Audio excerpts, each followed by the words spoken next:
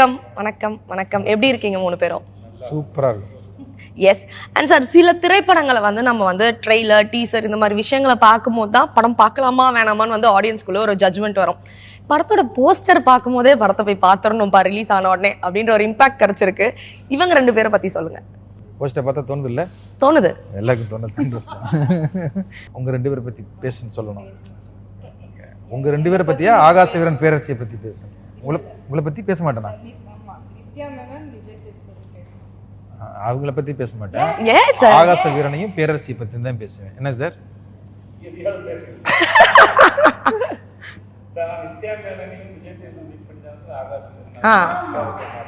இல்லை சார், இல்லை கதை சார். சார் கதை ஆரம்பிச்சது அங்கே சார். ஆனா எனக்கு வந்து இன்னமும் அந்த ஆகாச வீரனும் பேரரசி மட்டும்தான் சார் தர்றாங்க. அதான் இது கதை எழுதும் போதே வந்து ஒரு 50-50 தான். ஹீரோ கேரக்டர், ஹீரோயின் கேரக்டர் ரெண்டுமே வந்து ஈக்குவலான இது இருந்தது. அப்போ வந்து சீன் பார்க்கும்போதே அது செம்ம டஃப்பாக இருந்தோம். இது ஏன்னா ஒரு ஆகாச வீரன் நடிக்கிறதுக்கு உங்களுக்கு பேரரசி டஃப் கொடுக்கணும். பேரரசி பேசினா ஆகாச வீரன் டாம் அண்ட் ஜெர்ரி அந்த மூடு தான் படம் ஃபுல்லாகவே இருக்கும். அதுக்காக தான் ரக்கட் லவ் ஸ்டோரின்னு வச்சோம். அப்போ இந்த ஆகாச வீரன் யார் அப்படிங்கும்போது கதை எழுதும்போது எனக்கு சேது சார் தான் தோணார். இவர் தான் அதை பண்ண முடியும் அப்படின்னு. ஏன்னா இவர் மட்டும்தான் பண்ண முடியும். அதை நான் உண்மையாகவே சொல்லுவேன். ஏன் மற்றவங்களாம் பண்ண முடியாதா அப்படின்னா பண்ணவே முடியாது. ஏன்னா இந்த படம் பார்க்கும்போது தான் அது தெரியும். ஏன்னா உங்களுக்கு வந்து ஒரு மாதிரி அந்த கதை ஸ்டார்ட் ஆகுறதே வந்து ஒரு மாதம் ஸ்டார்ட் ஆகும். மாதம் போயிட்டு இருக்க நேரத்தில் திடீர்னு எமோஷனாக மாறும். எமோஷன் வந்து காமெடியாக மாறும். காமெடி வந்து எமோஷனாக மாறும். குழப்பம் கதையே வந்து அந்த கேரக்டர் வந்து மாறி மாறி பண்ணும். அது எல்லா ஹீரோவும் பண்ணும்போது அது ஏற்றுக்க முடியுமான்னு தெரியாது. புரியுதுங்களா? காமெடி பண்ணிக்கிட்டே இருப்பார், அது சீரியஸாக மாறும். சீரியஸ் மாறுறது காமெடியாக மாறும். அப்போ மாறிக்கிட்டே இருக்கும் அந்த கேரக்டருடைய ஆர்க்கே வந்து ஒரு மாதிரியான. நித்யா தான் ஒரு இன்டர்வியூவில் சொன்னாங்க, இது என்ன ஜானர்னே சொல்ல முடியாது அப்படின்னு. அந்த மாதிரியான ஒரு படம் தான் இது. இது ஃபேமிலி ட்ராமா அப்படின்னு சொல்லிட்டு போயிட முடியாது. இது ஒரு லவ் ஸ்டோரின்னு சொல்ல முடியாது. இதுக்குள்ள எல்லா ஜானருமே இருக்குது. அப்போ அந்த கேரக்டர் மூடு மாறிக்கிட்டே இருக்கும். அதுக்கு வந்து சேது சார் செம்ம ஆப்டாக இருப்பாருன்னு தோணுது. அது சூப்பராகவும் அது நல்லா வந்து அது படம் பார்க்கும்போது நானே சூப்பர்னு சொல்கிறத விட உங்களுக்கு டீசர் பார்க்கும்போது நீ அடுத்து ட்ரெய்லர் இது வந்து பார்க்கும்போதே தெரிஞ்சிடும். ஓகே சொன்னது கரெக்டு. அப்போ ஆப்போசிட்டு அப்படின்னா அதுதான் அதுக்கு கரெக்டாக கவுண்டர் கொடுக்குற ஒரு கேரக்டராக இருக்கணும். அப்படிங்கும்போது எனக்கு கதை எழுதும்போது நித்யா தான். எனக்கு உண்மையிலே சொல்கிறேன், ஒவ்வொரு படத்துலையுமே அது மொதல் படத்துல இருந்து போன படம் வரைக்கும் நான் ஒரு கேரக்டர் நினச்சி எழுதுவேன். அது வேற ஒரு கேரக்டர், ஹீரோயின் கேரக்டர் வேற வந்துருவாங்க. நான் நினச்சவங்க இது வரைக்கும் எனக்கு படத்தில் கிடைச்சதே கிடையாது. ஒவ்வொரு படமுமே வந்து எழுதுறது ஒன்றா இருக்கும், படத்துக்குள்ளே வந்தவங்க ஒருத்தவங்களா இருப்பாங்க. ஆனால் இந்த படத்தில் மட்டும்தான் எனக்கு நான் யாரை நினச்சி எழுதணும்னோ அவங்க 2 பேருமே வந்திருக்கிறாங்க. அதுவே எனக்கு பெரிய.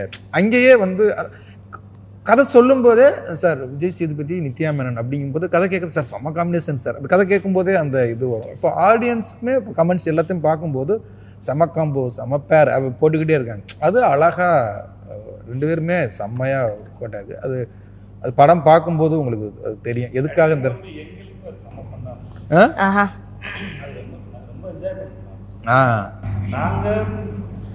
ஏன்னா ஒரு ஆக்டருக்கு கிடைக்கிற ஸ்பேஸும் அக்வாய்ட் நித்யாவோட ஒர்க் பண்ணது வந்து ரொம்ப நல்ல எக்ஸ்பீரியன்ஸ். ஏன்னா இப்போ ஒருத்தர் மட்டும் நல்லா பண்ணாங்கன்னா அது வந்து நல்லா ஒரு கிக்கே இருக்காது. இன்னொரு ஆக்டர் அவங்க ஏதாவது பண்ணும்போது உங்களை ட்ரிகர் பண்ணுறாங்க. இப்போ நீங்கள் 2 பேரும் ஒருத்தர் சும்மா போகிற ஒருத்தர் மாட்டி விட்டு நீங்கள் ரொம்ப கிட்ட சண்டை இருக்கும். ஆமாம், அந்த மாதிரி தான் நல்ல விஷயமா அப்படின்னா இந்த வடிவேல் சார் படத்தில் ஒன்று மண்டபத்தில் அந்த மாதிரி. ஏன்னா இவர் ஒரு போட அவர் ஒரு பண்ண ஒரு பிரச்சனை ஆகுது. அந்த மாதிரி இன்னொரு ஆக்டர் அவங்க எதையாவது ஒரு பெர்ஸ்பெக்டிவ்ல இல்லை எதையாவது ஒரு பாயிண்ட்ல அவங்க எதாவது பண்ண அது இன்னொரு ஃபீல் எல்லாம் என்கிட்ட கேட்டாங்க. அது ஒரு காம்படிஷன் ரொம்ப ரசிச்சேன். ஆக்சுவலி போட்டு நடிக்கிறவங்க 2 பேருமே இல்லையா? Not at all. I don't think நமக்கு அந்த போட்டிங்கிற விஷயமே என் மைண்ட்ல வராது. ஏன்னா இது வந்து ஆக்டர்ஸ் கிட்ட இருந்தது சீரியஸ் பாயிண்ட். ஓகே, இவங்க நல்லா பண்ணாங்கன்னு சொல்லுவாங்க, நம்ம ஹெல்ப் பண்ணணும். I feel like that. அவங்களுக்கு என்ன பண்ணா நான் என்ன பண்ணா அவங்களுக்கு ஹெல்ப் ஆகும் அப்படிதான் மைண்ட்ல வரும். போட்டிங்கிறது வரவே நல்லா நடிக்கிறத நானே ரசிக்கலன்னு கண்டிப்பா. என் ப்ரொஃபஷனே அதுதான். என் டைரக்டர் நல்லா எடுக்கிறாரு, கொண்டாடி எப்படி இது யோசிச்சாரு, எப்படி இது எழுதுனாரு அப்படின்னு அதுவே ஃபர்ஸ்ட் எனக்கு பிடிச்சிருக்கும். என் ப்ராடக்ட் அப்படி நல்லா நடிக்கிறாங்க, இப்போ நல்லா நடிக்கிறாங்க. நான் தான் நிற்க ஃபர்ஸ்ட் ஃபேன். முதல்ல எல்லாம் நான் தான் ரிக்வெஸ்ட் பண்ணிக்கிறேன், அவர் கூட கேமரா எடுப்பாங்க. ஆக்சுவலா நம்ம என்ஜாய் பண்ண இப்போ நம்ம ஏதாவது அவங்க ஏதாவது ஒன்று சூப்பராக பண்ணாங்கன்னா நான் தான் ஃபர்ஸ்ட் ஐ வில் லாஃப், இல்லைங்க இல்லை அவங்க சிரிப்பாங்க, தட்ஸ் நைஸ், அது நீங்கள் பண்ணீங்கல்ல, என்ஜாய் பண்ணி தான். அதுதான் ஃபீல். இன்னொருத்துக்கு அதுதான் ஃபீல். இப்போ நம்ம பேசுகிறோம், இந்த கேள்வியிலிருந்து நீங்கள் ஒரு கேள்வி கேட்குறீங்க, அப்புறம் அந்த கேள்விக்கு ஒரு பதில் மனசு, அதுதான் அந்த அந்த விஷயம். இப்போ நீங்கள் ஒரு கேள்வியில் ஆரம்பிச்சிங்க, அதுக்கு ஒரு பிரயாணம் பண்ணுறீங்க, இதுலேருந்து நீங்கள் ஒரு கேள்வி வச்சுக்கோங்க, அப்புறம் அது கொண்டு வர முடியாது. அந்த மாதிரி தான் ஒருத்தருக்கு ஒருத்தர் ஃபீல் இது. என்கிட்டே வந்து நித்யா மாதம் அடிக்கும்போது சும்மா போட்டியாக இருக்குது. நான் போட்டி போட்டால் அது போட்டி போடுற இடம் ஒன்று இல்லை. நீங்கள் அது என்ன சார், நீங்கள் 2 பேரும் போட்டியாக நினைக்கல சார். ஆனால் பார்க்குற நம்ம யூனிட்லேயே பார்த்தோம்னா 2 பேருக்கும் காம்பினேஷன்னா வந்து நின்றுவாங்க பார்த்தீங்களா, சுற்றி நின்று வேடிக்கை பார்ப்பாங்க. அதுதான் வேணும். பொதுவாகவே என்னன்னா ஒரு ஷூட்டிங் நடக்குது அப்படின்னா டைரக்ஷன் டீமும் கேமரா டீம் 2 தான் இருக்கும். மேக்கப்லாம் கொஞ்சம் தூர்லேருந்து வாட்ச் பண்ணி அவ்வளோதான் இருக்கும். மற்ற எல்லாம் போய் அங்கிட்டு ஜாலியாக உட்காந்து பேசிக்கிட்டு அரட்டை அடிச்சுக்கிட்டு பேட்டா விஷயம் பேசுறது, டேரக்டர் ஏன் இவ்வளோ கோபமாக இருக்காருன்னு பேசி ஏதோ ஒன்று டார்ச்சர் பண்ணுறாரு, பிரேக் வித்தவுட் பிரேக்கே விட மாட்டுறாரு, 7 மணிக்கே ஷார்ட் வச்சு சாவடிக்கிறான், 6:20 வரைக்கும் போகிறான். சார் இதெல்லாம் உண்மையிலே காதில் விழுந்துச்சா? அது கண்டிப்பாக கேட்கும். அவங்க இவங்களே சொல்லுவாங்க.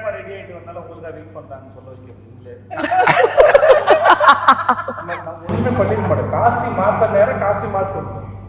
நித்யா லேட் பண்ணி நான் பார்த்தேன். எஸ், ஆக்சுவலி இன்னைக்கு ரொம்ப பங்க்சுவலா சீக்கிரமா வேற வந்திருந்தாங்க.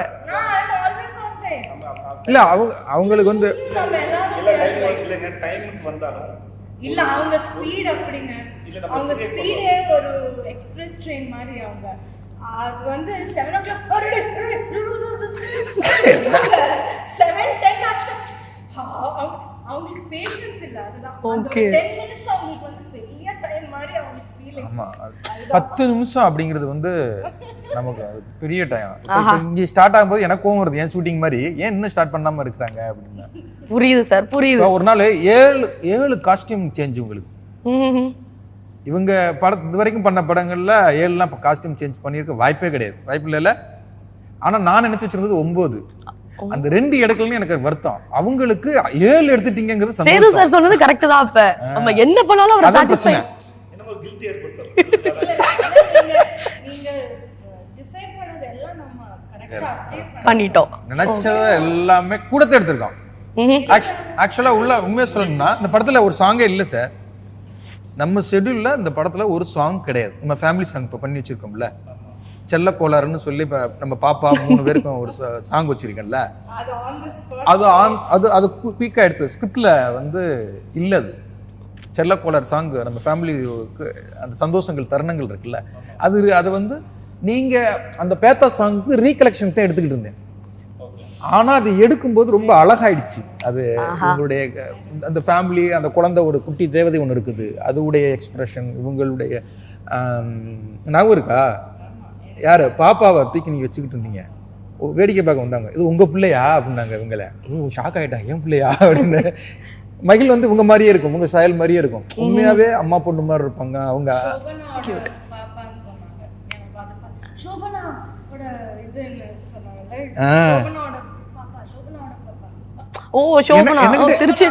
எனக்கிட்டே வந்து நிறைய பேர் கேட்டிருக்காங்க, அந்த குழந்தை அவங்க குழந்தையா அப்படின்னாங்க. நான் ஆமான்றுவேன்.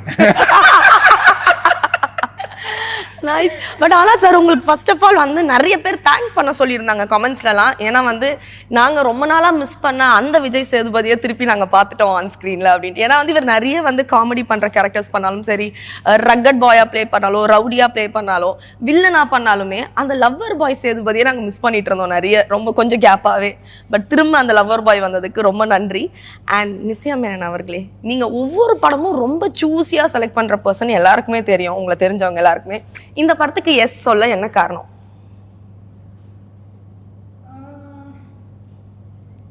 எப்படியோ வந்து மாட்டிக்கிட்டீங்கிற மாதிரியே ரியாக்ஷன் கொடுக்குறாங்க பாரு. மாட்டிக்கிட்டேன் என்ன சார்? சூஸ் பண்றது அவ்வளோ பெரிய ஒரு ப்ராசஸ் இல்ல.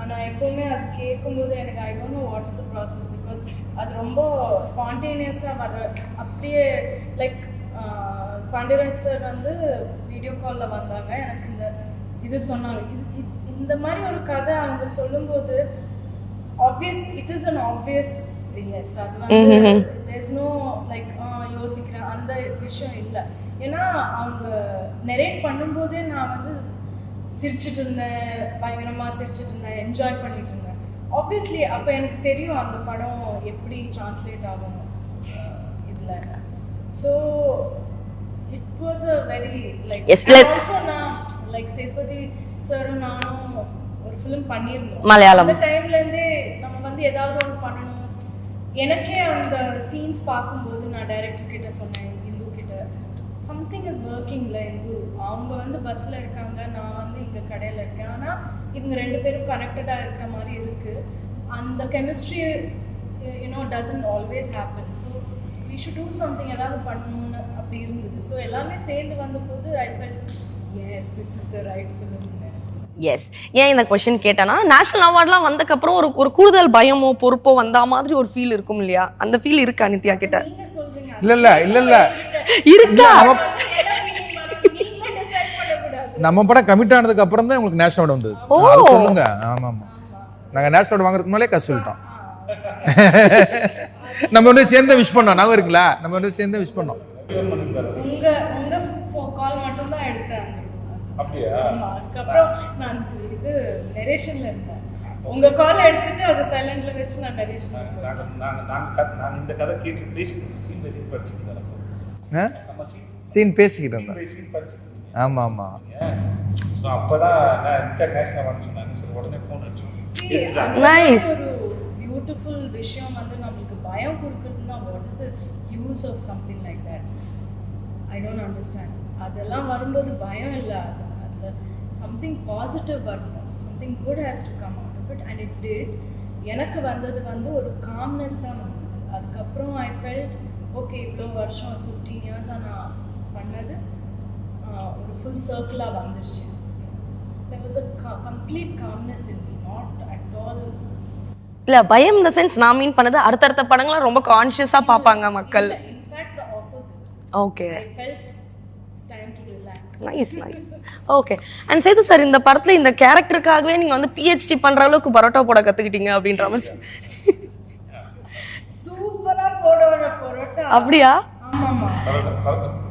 தெரியல. இல்ல அந்த பரோட்டா 2 மாசம் என் ஆபீஸ்ல வந்து பக்கத்துல ஹோட்டல் இது வர வச்சு பரோட்டா செட்டப்ல கிச்சன்ல வர வச்சு. ஆனா அந்த கல்லெல்லாம் அங்கேயே இருந்ததுல அங்கேயே எனக்கு குக் பண்ணி எல்லாம் கொடுப்பாங்க. ஐயோ அத கேட்க வந்தேன் யாருக்காவது பரோட்டா போட்டு கொடுத்தீங்களா? இல்ல நம்ம டீம்ல எல்லாரும் ஃபேன்ஸ் இருக்கு விதமா ட்ரை பண்ணுவோம்.